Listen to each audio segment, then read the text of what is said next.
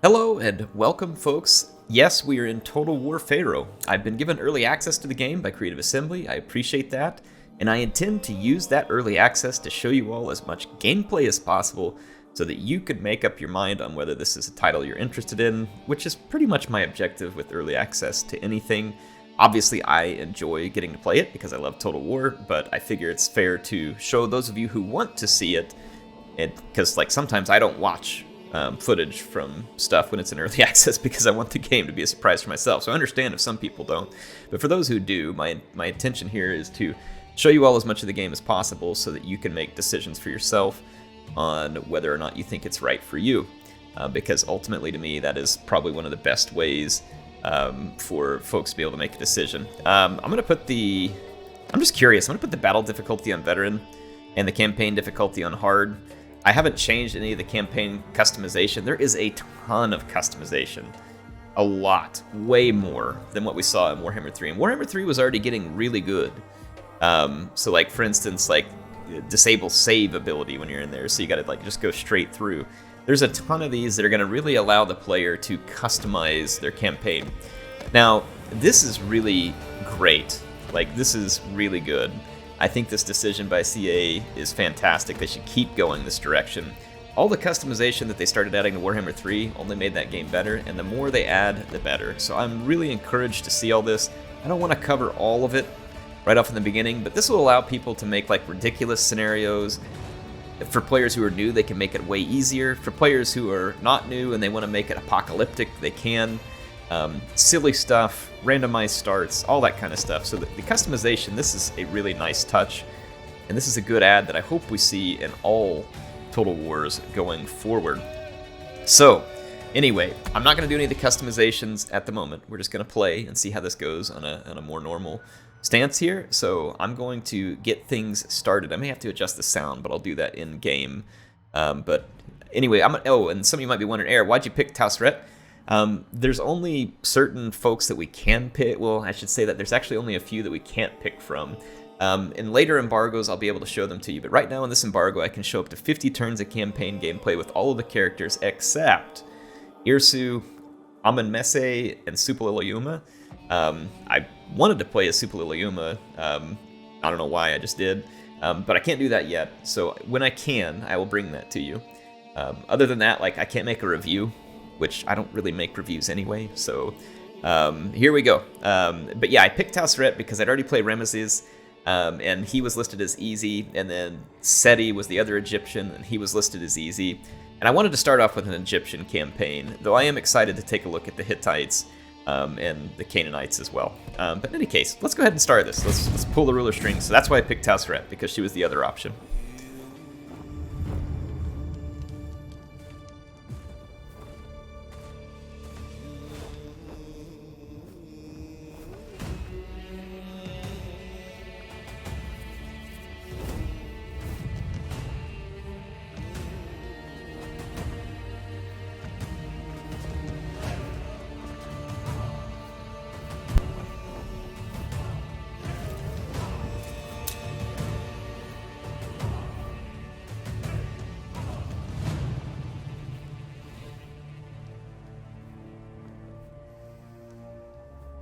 I am Meneptah.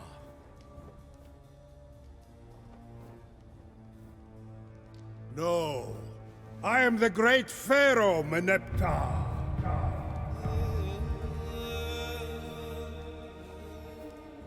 10 years ago, I inherited the throne in the shadow of my father.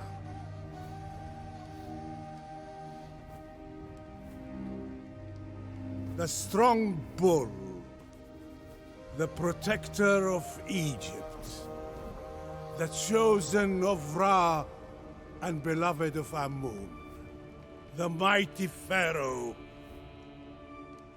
Ramses the Second.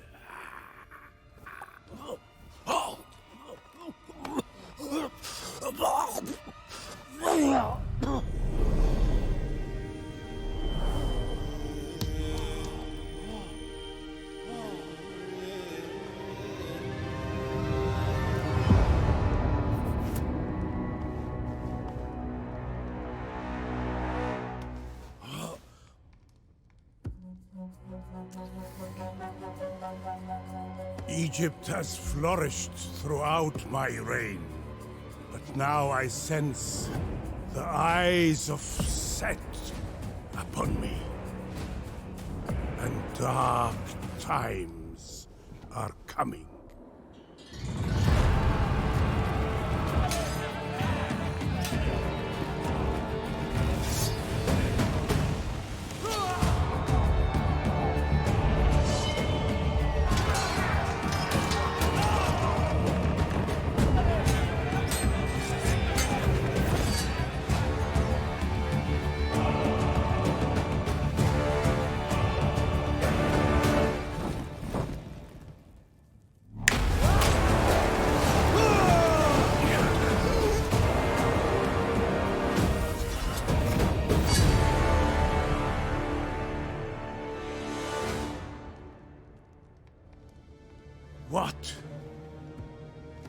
What will happen to my kingdom after my soul slips into the eternal lands of the afterlife?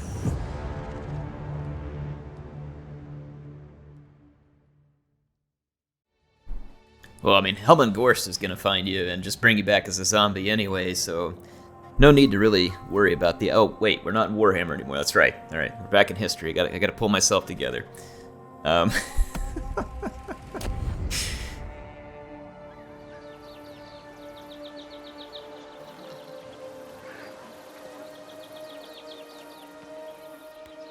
I guess he's not talking to us. It says a capable wife has... Here, I'll be the voice actor. Y'all tell me how I do. A capable wife has been the boon of any great pharaoh. I can't do any accents. And there has been... Oh, crap. I'm already behind. Seti is an exemplary warrior, yet the subtleties of governance continue to elude him. Tausret, however, knows when to use diplomacy with her neighbors and when to stamp out potential rebels. I do like a good rebel stomping. Hurry up, I already read this. Okay, so I make a bad voice actor.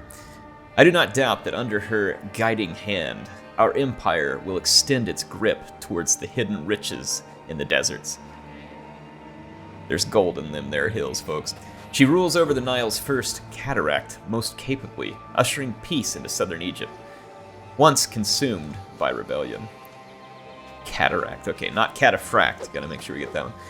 However, should the fortunes of our kingdom begin to wane and my chosen heir Seti fails to lead our people, she would not hesitate to snatch the crown from the hands of the unworthy. I mean, snatch it from the hands of the unworthy. I'm snatching something anyway, so I'm glad that he mentioned it. Here we go. So Tausret. So she's the strategist. Wife of Seti. Okay. Wife of Seti. So we're going to go after her husband. That sounds fair. You know, give him a good killing like any good wife. So our faction buildings. So better production buildings. Bonus for having more of them. Well, I mean, don't you always get a bonus for having more of a building? That doesn't make a lot of sense to me. Production buildings lower happiness. Well, that sucks. Alright, faction units. Strongest chariots, and we're good from range. Low damage overall. Okay, I'm not sure I get this. Commands. Province receives instant per turn production. Free instant construction. That's cool. Free commands. Let's see if we can find that instant construction. I like the sound of instant construction. Flip plots against their owner in the court and suggested positions. We need to aim for the treasurer. Okay. And then as far as, like, it's telling us about our key concepts here. I've played the game a little. There's a little more, a lot more I have to learn, and maybe we can learn it together. But for those of you not familiar with it, it says an outpost is a building outside your region's settlement. I tend to think of them like the minor settlements in Empire Total War. You can build things there to help buff things. It says most of them cost stone and wood. You don't have to use workforce to build them. Workforce is fairly new, though. We'll see that. You have to have workforce to build buildings. But it says advice for your factions. Tausret, you start with 3 outposts, a shrine of Isis, a trading post, and the Colossi of Memnon. So that's not really advice. That's more of a statement. But, you know, whatever you want to say. All right, native units. In the game, you're going to have native units. It says tropes that belong to the people native to the different realms on the campaign map. Each realm contains its own roster. So where we're at, we're going to have, it says you start in Upper Egypt, you can make use of native unit roster. So we're going to have these native Egyptian units. There's terrain and weather that play more. We'll see those as we go in. Equipment. This is pretty similar to other Total War games. There's like equipment that you can equip on your character, titles that you can get to your character, which goes depending on how their traits and competencies and stuff that you give them as they upgrade. And legitimacy is basically like, how close are we to being able to claim the throne? Like, how much legitimacy do we have in the eyes of the people or the court or whatever?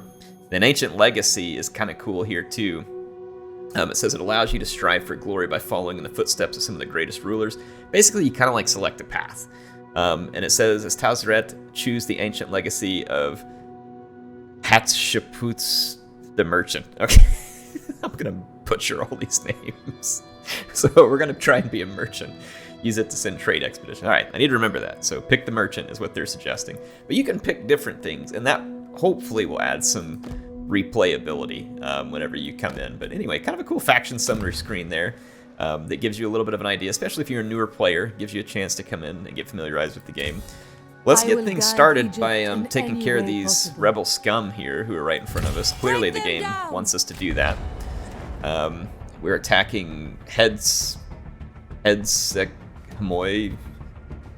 Okay, these names aren't going to work. Like, this guy just needs to be like Fred. So we're attacking Egyptian rebel Fred. And let's go take care of business. Oh, hopefully you all can stand to watch me. And a lot of times I may choose to cut out loading screens or turn-ins if they're taking a long time. In this first video, I'm gonna, just kind of maybe talk through some of those to discuss some of the things in the game or things we're seeing as we go through it. But before you get into any battle, you get to look at the weather conditions. This was actually a thing back in previous Total Wars too. Like I remember Shogun 2, you'd have like fog. I want to say you ran into that Rome 2, sometimes 2 fog rain. It wasn't present in Warhammer, but it is going to be present here. We'll just deploy, take what it gives us. You can hit wait and see what you get. Sometimes it's better, sometimes it's not. So you got to be a little bit careful. Now this is appropriate. This is an army I can get used to. Folks, we have the mighty Egyptian peasants. Clad in nothing but a loincloth and given the Pharaoh's cheapest spear that was no doubt made in the factory that had all kinds of recalls, these peasants will charge boldly forward in battle, their near-naked bodies being maimed, shot, stabbed, torn apart, and trampled under the hoof of chariots, all for the glory of Tausret, who rides comfortably in her Egyptian Cadillac of a chariot. Sorry, I'm getting used to the camera in this game too. It gets a little touchy sometimes. But here we have her in the chariot. So this is cool that we get to start with a chariot unit. This is going to be absolutely brutal against infantry. It is a light bow chariot, though, so we'll have to be careful. We're not going to want to just run right into people. We do have a bow unit here. This is an Egyptian archer that also carries a two-handed axe, which is going to make them probably a so-so hybrid unit. They don't have a lot of armor, so we're probably not going to want to throw them in unless they've expended their ammo or they just really have to. And then we have some additional chariots over here, javelin chariots. We all know that I like a good javelin day, so I'm gonna check that out. Holy crap, man, I gotta get used to this. One other thing, let me head over here to the options. Usually the sound is too loud. Not graphics, audio, master volume. Let's just turn the master volume and the music volume down some. Usually they come in too loud just in the initial settings, but yeah, there we go. Back. Did it save, I hope? Options. Audio. Yes, it did. Okay, sweet. Let's get back into the battle and set up my units. I keep hitting the shift key to speed up the camera because sometimes it feels slow, but then when you hit shift, it really takes off. I think it's about all we need to do. Let me check our archer unit. It is on fire at will, and it's also on skirmish mode. I don't think it needs to be on skirmish mode. We do have standard and flaming shot. They have their uses. Flaming shot can be good at lighting some buildings on fire, helping to cause a little trouble. I'm going to move up my troops a little along this dune. If you select all your troops in the modern Total War games, you can hold the Alt key and then move kind of your units, and then you can let go and push Control and then use your mouse to move units in position like that without having to put your units in a hard group. Right there, all my units started walking though, so I'm going to select them, push the R key, that'll make them run. But running around in this heat though, it is sweltering heat right now. We're going to take fatigue faster, so that was one of the downsides to the heat being what it is. Chariots, of course, will kind of be a bit of a liability if we get into muddy or very wooded terrain. will certainly put some limits on them that we will want to be well aware of. I'm gonna go do a little bit of javelineering here. Our archers seem to have pretty poor range compared to that of slingers. I'm going to target their general, and then I'm just going to start moving my chariots around. We don't have any infantry staying power, so to speak. And if any of these units have javelins, we will want to avoid said javelins. My units were a little slow to get moving up that hill. They had to get their acceleration revved up there. And I missed one of my attacks. I was hoping to attack these slingers back here. That one's running away, so let's just surround their general, and I'll use my chariots to finish off their slinger units. Let's go intercept this infantry unit. There we go. So see, the light chariots, albeit light, they will still be quite good at trampling through the unwashed masses like these Upper Egyptian militia slingers. There we go. The general is pretty overwhelmed, and he's getting hit with some bow fire, so the enemy general, Egyptian Fred, he is not doing so well. He's a little worse for wear right now. Alright, but yeah, these chariots are going to be super handy at crushing up light infantry. We will want to be careful of heavily armored spear units that specialize against chariots. Javelin units will be very dangerous to us. Continuous missile fire. All of those things, mud, there's a lot of things that chariots kind of have a downside that we'll have to keep an eye out for, but that's going to be the end of this battle. I do like the chariots, it's a nice touch. One thing I wanted to discuss here, I'd noticed through a comment on my last Pharaoh video, and also in posts that I saw on Twitter, I had noticed that Lionheart had said that he feels like the battles in this game are lackluster compared to others in his experience so far. And it was interesting because someone asked me about that in the comments. He said, you're the only one I haven't heard saying that the battles feel lackluster. And it's because I don't feel like the battles are lackluster. I feel like they move smoothly, fast. This game has excellent frame rates. I was running like 150 frames a second in that battle at 1440p and ultra settings on the game. Like, I mean, the game runs very smooth, which makes the battles very smooth. Yes, this was a small battle. We didn't have a ton of characters there. Could change a little bit. Like, I like the battles in this game, and I liked them in Troy. Some people felt like they fell flat in Troy too. I don't understand it. I think maybe it's because the game gets compared in some ways to like Warhammer, where the battles have all the action from the magic and the heroes. I don't know though. Like, I don't know. I didn't get to see Lionheart's video, so I don't know what his thought process on that was. What I'm saying is, go down in the comments, tell me what you think about what you see in the battles in this game, or if you played Troy, if you played Troy, what did you think of the battles in Troy? The battles do feel very similar to Troy, for me, like just, you know, but I have fun with those. And I liked them, and I liked playing the multiplayer in that game. I felt like CA was actually doing a really good job differentiating units, because like weight class has a huge deal, which impacts speed. There was specialty flanker units. There was certain units that were good against shielded units. There was spear units that had javelins that were better against chariots. There was like all these different kinds of units that were brutally good on the charge. Like, they had a ton of variety. It was actually a whole lot of variety, and I actually really liked it.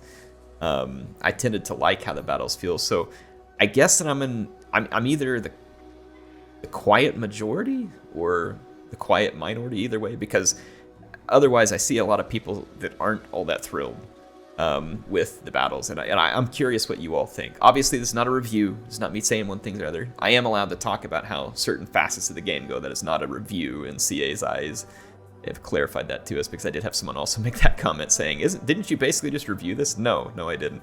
The review is when I make like a final decision, and I say something like, do buy the game, or don't buy the game, or it's a X out of 10 rating, you know what I mean? Like, that is a review, like where I go through and make a conclusion like that, which I don't do those anyway, so again, we don't have much to worry about. Let's see, strong against shields. There's a lot more unit stats here from Troy that are applicable here that I really need to bring back and kind of remind myself of, like how the damage works with different types of units. So like, for instance, clubmen, if I remember, Like, I can pull it up here and we can take a look, for instance, their damage. All of the damage here on these clubmen is armor piercing. So that's kind of cool. So they get 25 AP, and then I'm trying to remind myself with axes.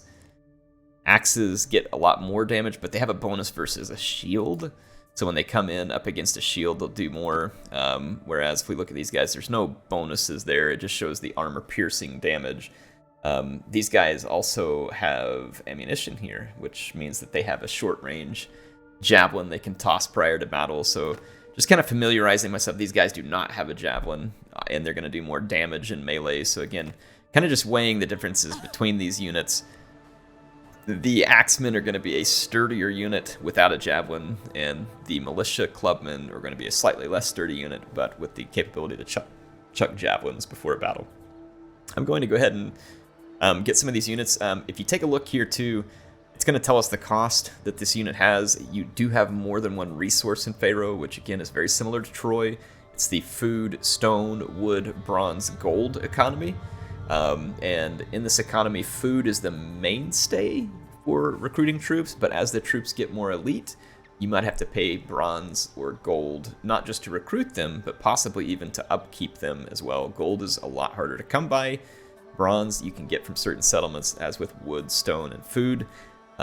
We are in the positive on food. We should be able to recruit a few of these staple units. I'm going to go ahead and get a couple of those. So we'll hit recruit. And she's going to be in a recruiting stance there. Now, another nice feature that's in this game that's in the others too. I mean, here's the UI, though it's a little different than what we've seen in other games. There is this map up here if you want to mess with that. Kind of just gives you a little bit of a summary of a few things over here. As far as the different buttons here, our victory objectives are up here. So let's go take a look at that first. It's going to guide us. It says Conquest, Homelands, and Cult Centers. Right now you can see that Hardai here is probably what we should be focusing on. Yebu, it looks like we own some of these, so we might want to focus on those first. So in fact, let's see. I believe this is where we're operating from. Say this is Yebu. If we would capture these two settlements, we could complete ownership, and again, that is going to count towards our victory conditions. It would help us capture all of this. There's the cult centers that we need to go after, and then there's going to be other things that come later. And there's minor, major, ultimate victory, which all kind of depend, on these points that you're adding up. So kind of cool the way that this works. Allows you to kind of, pick your path through there. I like it. There's royal decrees. This is going to be our technology tree, essentially. And it kind of starts here in the middle and works its way out. You have these little indicators here, I believe, that indicate, what the benefit is. This whole, I see military, economy, civic. So it's going to show you what it's going for. So I like to kind of just start with these here in the middle so that we can branch out from there. But we'll go ahead and start here with the happiness +3. That's going to be pretty useful regardless. So we'll pick that, and I'm going to go ahead and work my way back. If I start to decide that I like to handle this differently, then I'll go at it differently. We have our diplomacy screen here. I believe we still have access to like a quick deal. I would hope. Hopefully I didn't get rid of quick deal. Peace treaties. What is this? This is where we can set like what we're looking for. For instance, like if we're looking for food, wood, or things that we're not interested in, we can set that there. That will kind of help. Man, don't tell me they got rid of quick deal. Negotiate is where it just takes us in to negotiate with a faction. But yeah, man, maybe I just haven't seen it yet, but in any case, that's our diplomacy screen. If quick deal is here and you'll have seen them whenever they're using this screen, then let me know. But in any case, yeah, that's our diplomacy screen. Again, it's going to be more similar to like Troy and Three Kingdoms than probably what we would see in Warhammer. Got our faction leader.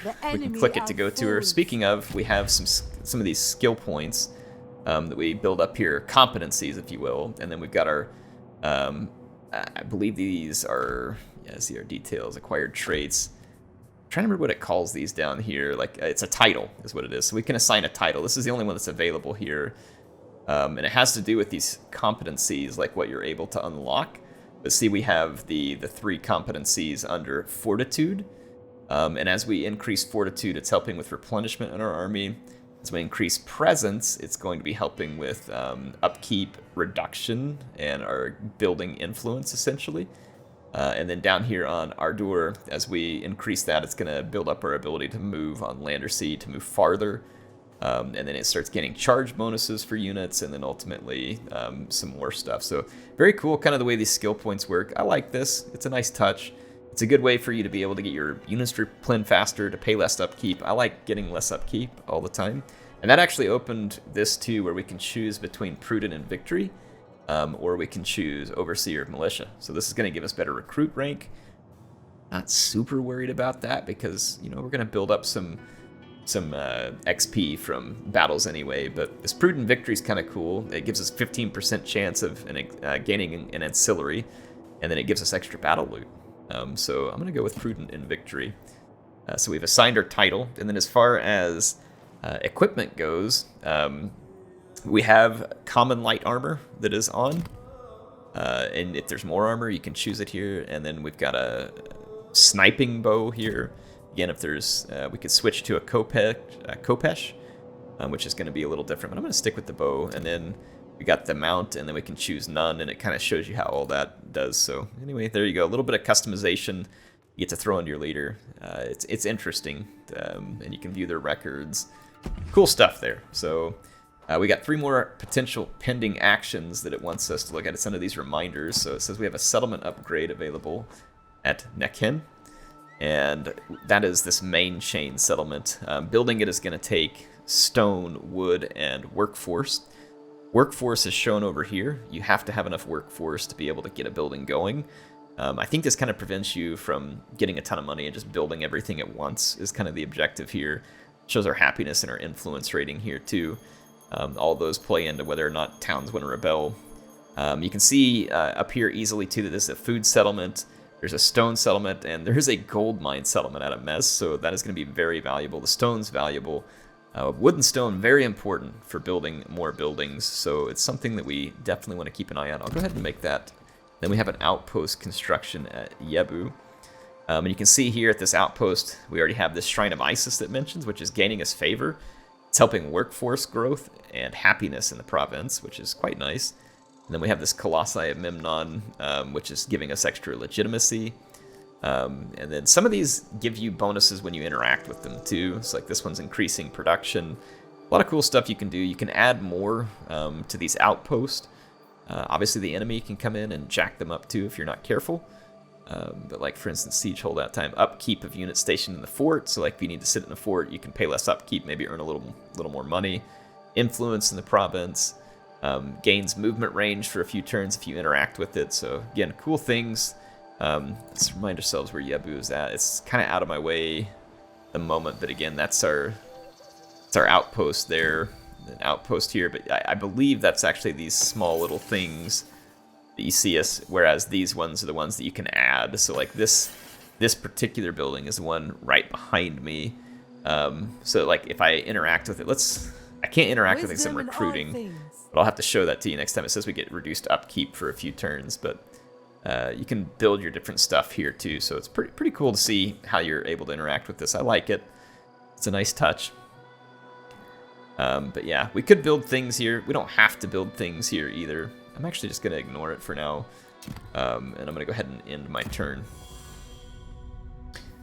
And let's see how long a turn in takes. I believe camera settings.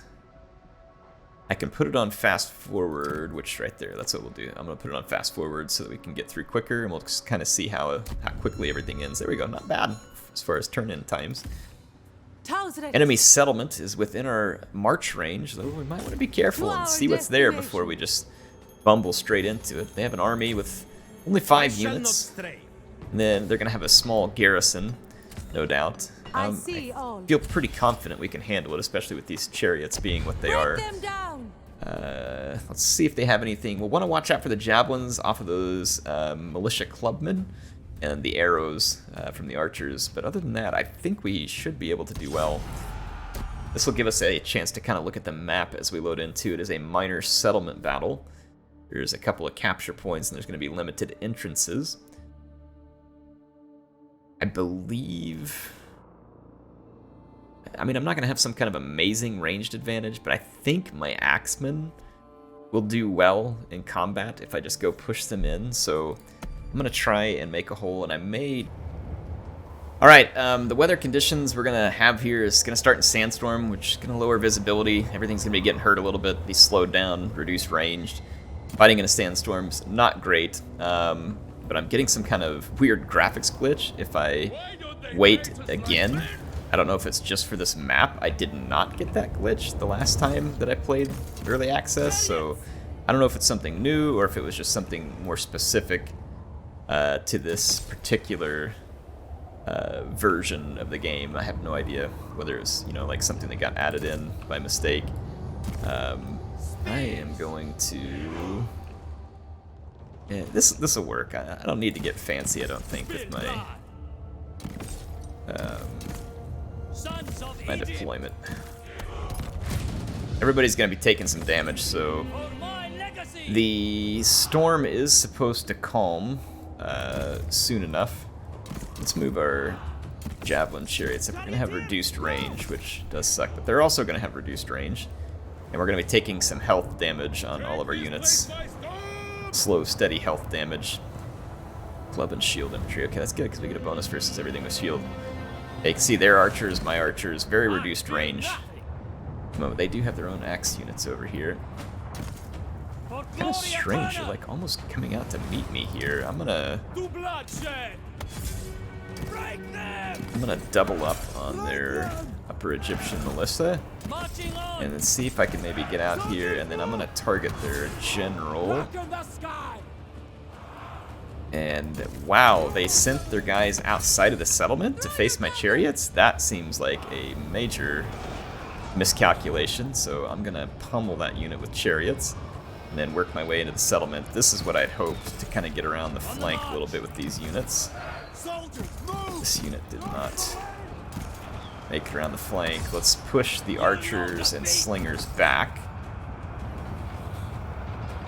And then we will outflank that commander unit. Okay, I need to get back to my chariots real quick. We have crushed that club unit, which is going to free me to move into the settlement and crush the next one. So I'm going to give them a continued move order. My chariots aren't really having much of a problem running over these light infantry. The infantry that don't have the mass to withstand the chariot charges are not going to do well against them. That's just something that I used to notice in Troy and seems to be quite true here as well. I'm going to outflank this general and see if we can convince him that he's done. I did take some damage to one of my chariot units, as well as my general. We're not going to get a very nice charge inside the settlement here, so we may want to continue to give these units movement orders, try and keep them moving and not let them get stuck in combat. Stay aware. Let's see if we can kind of crash back in on these guys and smash them up good. When the chariots get bogged down and slow down like this, though, it's typically not great. Most of their damage is done on impact, and impact is somewhat minimized inside of the settlement here. So I'm going to just keep those units moving. We've lost some combatants in that unit. We got to be careful. I don't want to get Tausret killed in her first major outing here. Yeah, see, we just started to take a lot of damage right there. I'm going to give her a movement order and try and pull out. Wow, I'm stuck and then taking pretty severe damage from that unit, even though it's routing at this point. Tausret took quite a lot of damage. I'll have to be careful with her from here on out. The enemy general here is certainly feeling the heat, but hasn't given up yet. It's an elite unit, well armored. We do have a lot of AP, though, in our axe units, but, you know, good stats on the general, so I would expect that unit to fight competently. Can we capture with chariots? So I'm gonna make a move to capture this point. My general is still back here, kind of acting clowny. Maybe it's the not fire wheel, skirmish mode. Come on, get over here, Tausret. Okay, we finished clobbering that general. There is another general here, though, and we're gonna have to just try and beat him down with numbers. We don't really have a whole lot of other options. I will focus a little bit of bow fire, and I'm gonna see... I don't believe our chariots are gonna make the capture here. Okay, is there some reason why you're not moving? There we go. Let's do it, Tausret. I'm gonna pull these chariots since we can't really do anything at that capture point. We've now got the general overwhelmed with numbers, and we are cutting through his hit points rather rapidly. Not to say that we haven't taken any damage, though. Now, hey, I did not give you an order to go attack that unit over there. I'm not sure why some of you... Oh my gosh, the camera. I'm not sure why some of you split off and charged it anyway. That was some straight Leroy Jenkins type stuff there, where that was not the order that was given. Is this unit split across the battlefield? Maybe that's what it is. I gave an attack order there. I don't know what it is. It's very strange the way they went after that unit when they weren't given that order whatsoever. Go! Get away! You're in a chariot! Like, how could we possibly be slower? Like, this is a little bit frustrating right here. The weird pathfinding, my units like getting stuck on the buildings, so this seems like an issue. Like, I know chariots shouldn't be maneuvering great, but I mean, these are streets in a town, so if they ever were going to have some speed, but you can see what the issue is. The issue is they're clipping on the corner there and getting stuck. So they can't maneuver around the corners, so that's gonna be a little bit of CA please here in our first episode. Like, they need to maybe work on the pathfinding on these chariots. I'll make sure to mention it to them over in the Discord, because that seems like a miss. Okay, Tausret pulled up here and I ceased my attack. I better be careful with her though, because I saw those chariots got hung up and I really don't want her dead. I'm gonna pull away from those skirmishers and try and finish things here, hopefully having already gotten her killed. There we go. That is pretty much gonna do it for this battle, so we got the job done. Alright, well, the chariot movement in the settlements was very disappointing. I have to say that that's criticism there that I would level at the moment. Gained some good experience, food, bronze. Accept that, and let's occupy the settlements so that we can begin to replenish our units. Which took some damage there. Not great, but we did get a skill point as well. I'm going to continue to try and drop our upkeep cost so that I can field more units with the resources available. And then, of course, I will do my best to continue to build up, economically speaking, my empire to the best of my ability here. We can get more stone income, though, and we absolutely need that, because right now we have 0, and stone is absolutely critical to buildings. So definitely something that we're going to want there. Happiness in the province, workforce growth. So all that will be handy as we move along. There is some recruitment facilities we can put together, which are going to... It tells you, like, what it unlocks the recruitment of, but it doesn't really show, like, a picture of it. That's actually a little bit annoying here. We have to open it up here to be able to see that we get Upper Egyptian Javelin Throwers, Upper Egyptian Swordsmen, Upper Egyptian Spearmen. So better units. These units are going to require bronze to upkeep, though. Something that is of limited supply, meaning I probably don't want to push my upgrades there yet, because the benefit to me won't really pay back, I don't think, at the moment. Gives workforce and food income. This one, workforce growth, food income, workforce growth 2, and then 4. I'm trying to feel these out here. So this one gives 240 food income, 250. 2 expanded farmland, and so it's impacted by the harvest season. Shmoo. Same thing here. What is the... Got an irrigation dith. Like, that is just objectively better? Unless I'm missing something here? We do a fishing village, then... 175... 235... I mean... We can do bronze production out of this village, too, which is interesting. But we have to have level 2 first, so...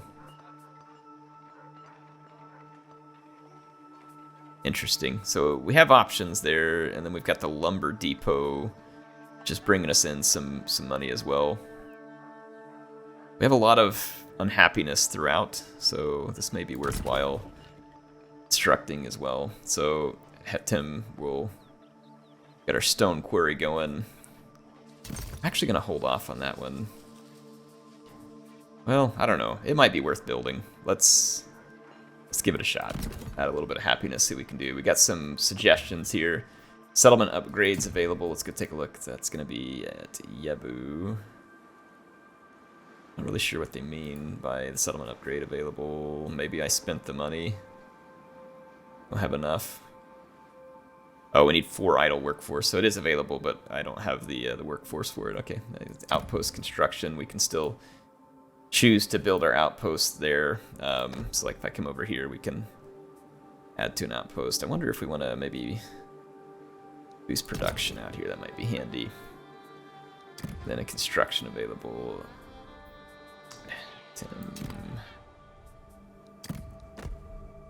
I know there's construction available. Let's go back to the outpost. We have nothing in this outpost. Administrative. Army gains movement range for a few turns. Remind me where that outpost is at. Okay, it's that one there. That one could be handy, actually. We put this administrative and we gain movement points. Okay.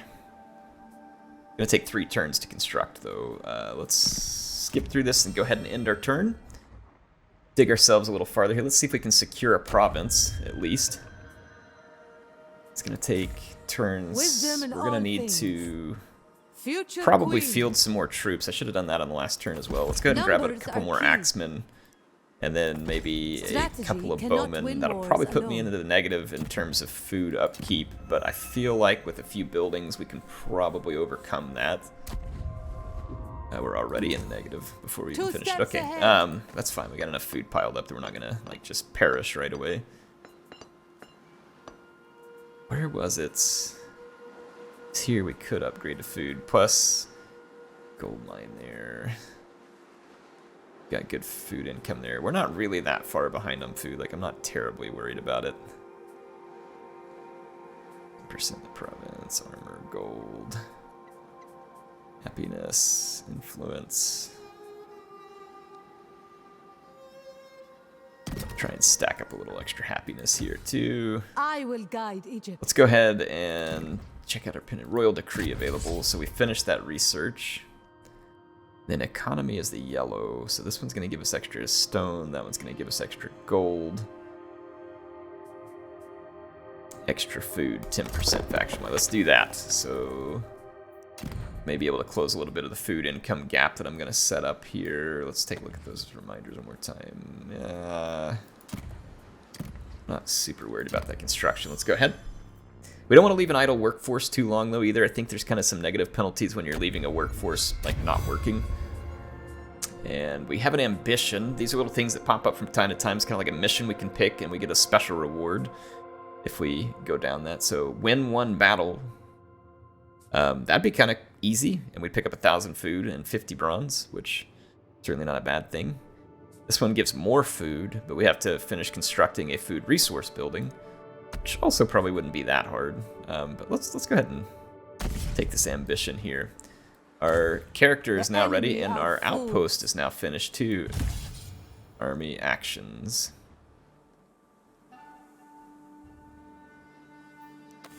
How do we interact with it? Plans within plans. Oh, supply army. We just pick it and move to it. So that supplied our army. We got some of our movement points back. Knowledge is power. And then that gives me quite a bit further range. Violence is necessary. Can we raid their outpost?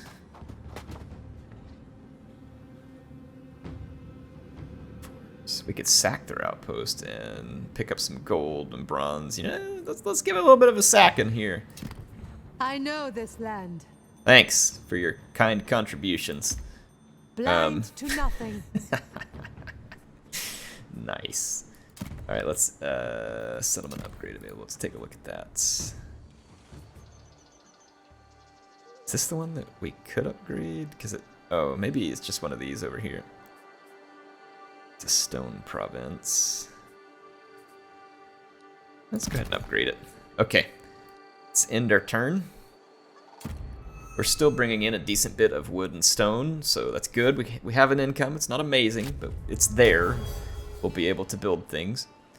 It's Shimsu Hor, whatever that means. As the cycle turns again upon your land, the royal court convenes once more in the eyes of the gods. So, Shimsu Hor following features have been unlocked. So, Pillars of Civilization, State of the World, and Prosperity, local deities.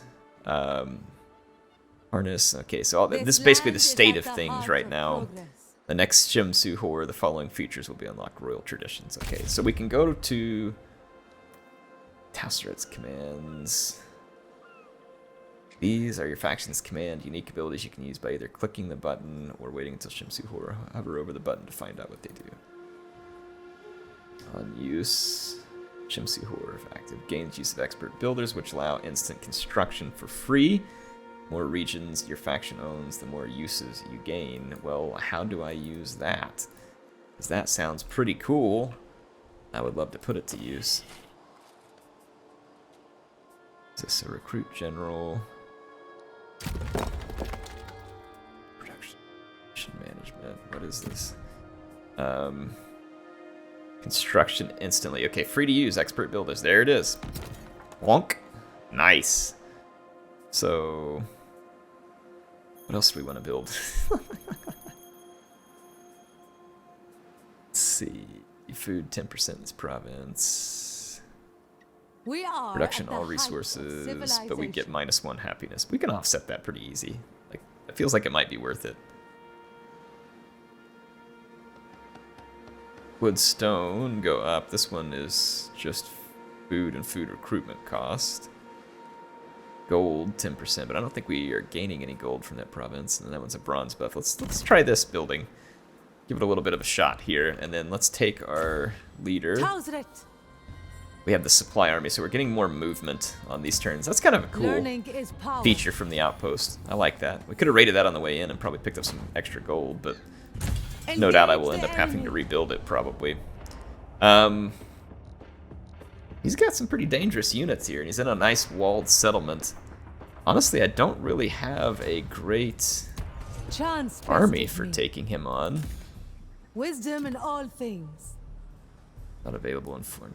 We don't have any special recruitment, and we can't recruit in foreign territory. So I have 14 units. He's got 13 plus the garrison.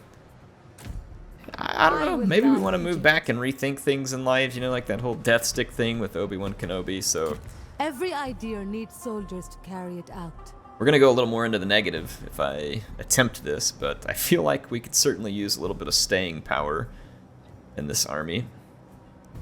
Investing in a strong resource. Let's try I this. need That'll the probably right be enough. people. I think that'll probably be enough. Let's end our turn. We can afford a few turns of being a little behind on food. Now, these guys want some wood, and they're willing to pay me some food for it.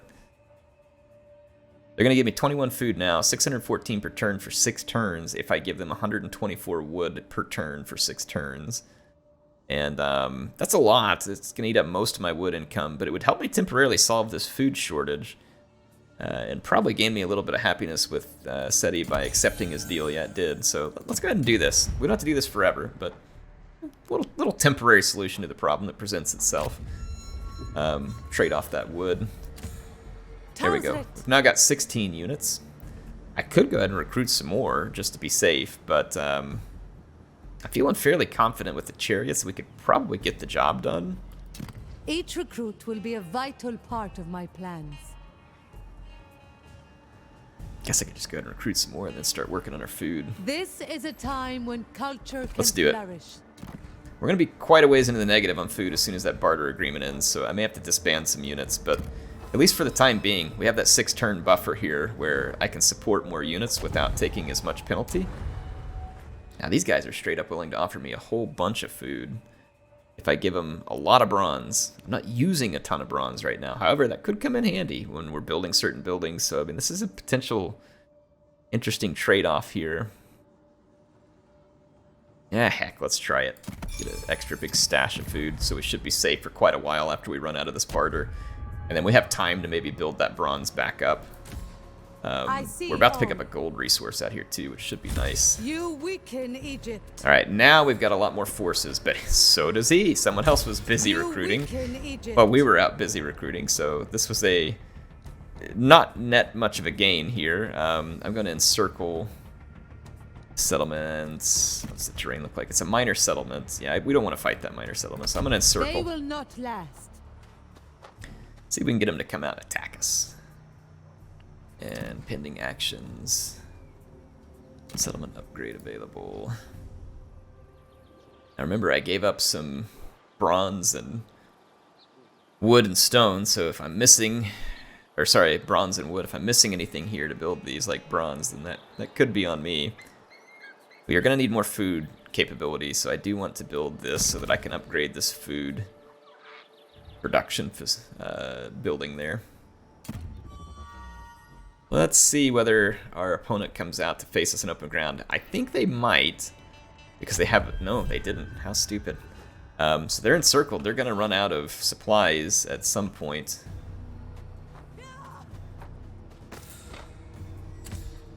I will not bow. I don't know if it tells us that from the outset. Yeah, they've only got 3 turns before they run out of supplies. So the AI is really quite stupid to not come out and fight me. The only problem is with me just sitting here swapping through turn-ins as it counts towards my my total of 50 that I can show you under the current embargo, but we can always go to another faction too if we run out of turns on this one. Yeah, these guys are dumb. Don't know how else to spot that one. Alright, so we got the increased food production, 10% faction-wide. There's increased wood production there, increased bronze production. All of these seem quite handy. Let's work on those. Having extra resources does not seem like it is going to hurt us. Another settlement upgrade available here. And that is going to cost us some wood and stone that is well within our capability to absorb. And the workforce we can absorb as well. And I keep forgetting to go look at my other provinces. Your province is contested province. Shows other folks here, but ours, this is our only one. Is that a vassal or something? Because it almost made it look like I owned part of that earlier, but surely they don't start us with a vassal. Let's go take a look at our enemies, trade partners, military access partners. Okay. Military ally. So SETI is our military ally. That's why it showed it. Okay, so SETI is our ally. That's good to know.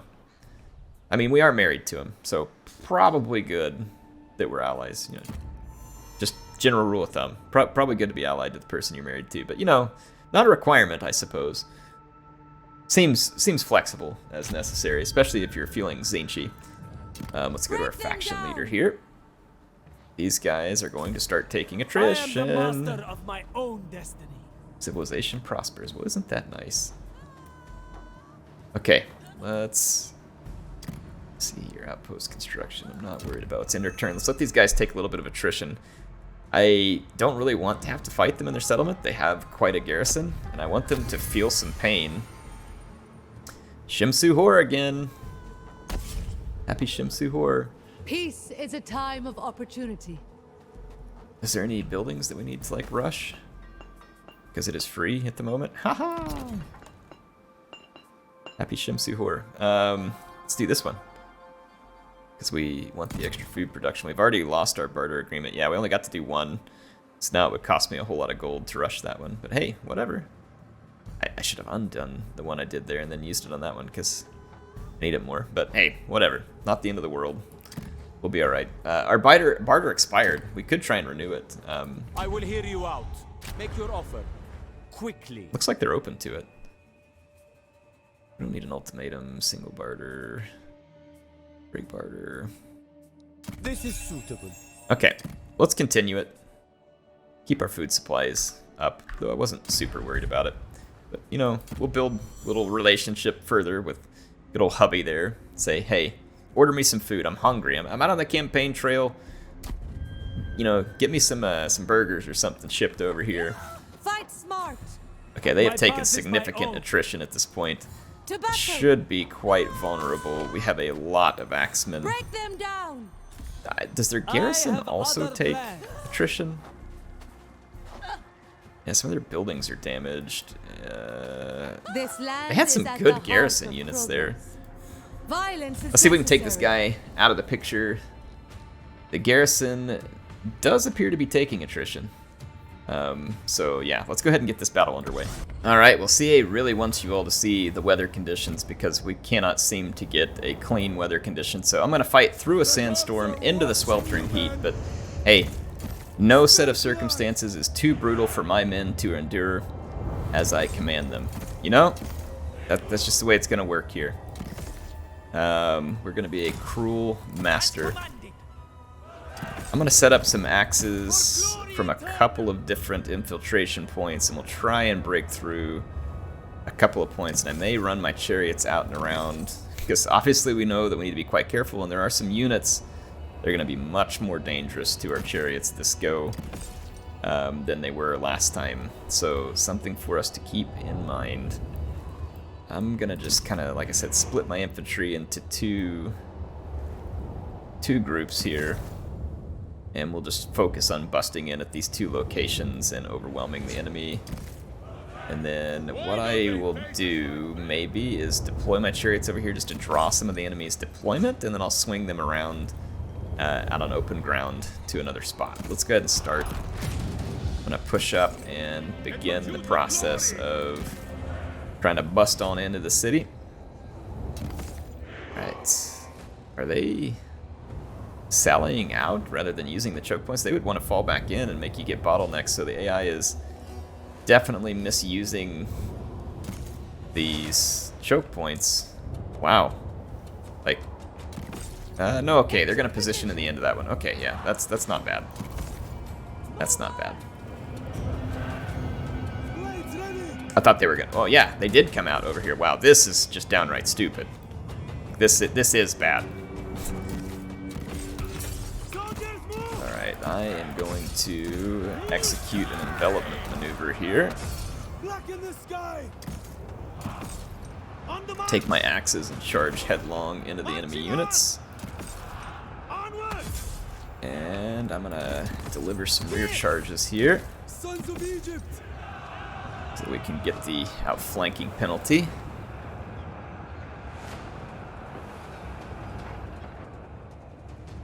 Oh, we got charged over here too, and I had my archers up front. Not good. I fear nothing. I got my archers Fight them. absolutely slapped in the face right there. Devastate them. Marching on. Launch them. I had taken them off of skirmish mode because I didn't think I would need it. On the But march. when you're me, I guess you do need it. Alright, what's going on over here? The enemy commander now engaged. Let's put another cycle charge on here. This unit is on skirmish mode, Immediately. We need which is actually not really ideal here. Destroy them. Devastate them. Soldiers move. Chase them. I'm gonna see. On the march. This unit should get pinched and go down in a hurry. Let's put our bowfire onto the commander there. How are we doing on this flank? Did my archers ever disengage? Kind of. For glory. They're trying to disengage, but didn't quite disengage. Let's see if we can get around these flanks and offer a little rear charge support here. Kill them all! I'm trying hard to get my archers to disengage here, but they are trying hard to disobey the commands of their leader, and over here our chariots were caught on open ground because I didn't give them a movement. Actually, they weren't, but they have skirmished down that unit significantly. Let's head on over here. I gotta keep my units moving. Axes there. I should have put these units in groups just so I could bounce around between them a little easier. Certainly a mistake on my part, not taking that little bit of extra time. How is this unit not collapsed? They are totally pinched right there. There we go. I'm pouring missile fire into their commander. These are some pretty good units here, so like they're like tier 2 units. And I've only got tier 1 units in the fight at the moment, and so I think that is causing me a bit of trouble. Their units are a little bit heavier here, I believe. Those are medium units, whereas all mine are mostly light units here. Never back down. Alright, how are we doing on this flank? Let's focus that fire into the commander. Let's drop a rear charge there. See if we can rush that commander on out of the fight in a hurry. This chariot unit is mixed up with melee with a few of those characters there. I'm actually just going to keep moving these units around out here because it's drawing enemy units in, which could be helpful in the end. We shall see. Enemy commander looks like he's about to buy the farm over here. And once he does, that'll free up some more of my units, hopefully, in this vicinity. That is a... We've got a pretty stiff fight on our hands at the moment. Though I do believe it will... Yep, turn in our favor there. They've lost a commander over here. And that is having a morale impact for sure. I can now start pushing all these units back into the settlement. Alright, so we have a rout started over there, and then this general is dead as well. And again, the morale impact is visceral to the enemy. And it's starting to become quite contagious.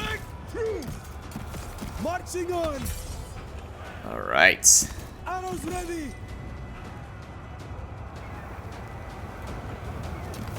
Soldiers move. There we go. Spears. That is gonna do it. That is gonna do it indeed. So a grand victory for us. Let's end our battle. Yeah, so I mean, positioning is definitely important in these, and as we get later into the game, if we pick up units that are devastating flankers, we'll want to make sure and use those well.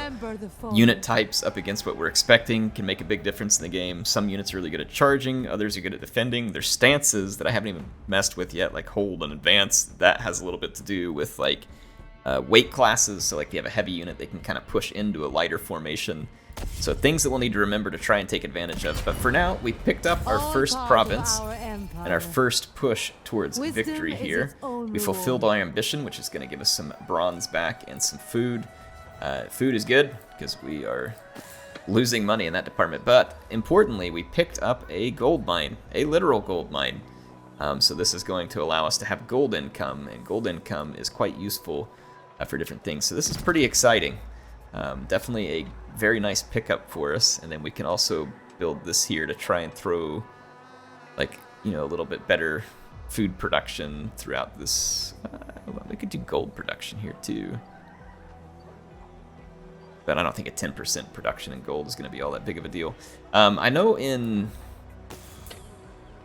gold resources for trade 80. I know in the rich deposit, stone deposit is bountiful. The protections province is normal. I was trying to think there. I thought there was like a limitation on the amount of gold you got in Troy. I don't know if that's the case here. I honestly don't remember. Okay. I'm gonna focus on food production in this province, at least for the time being. We can always change some of that later, but hopefully you all enjoyed it. I think it was a successful first episode.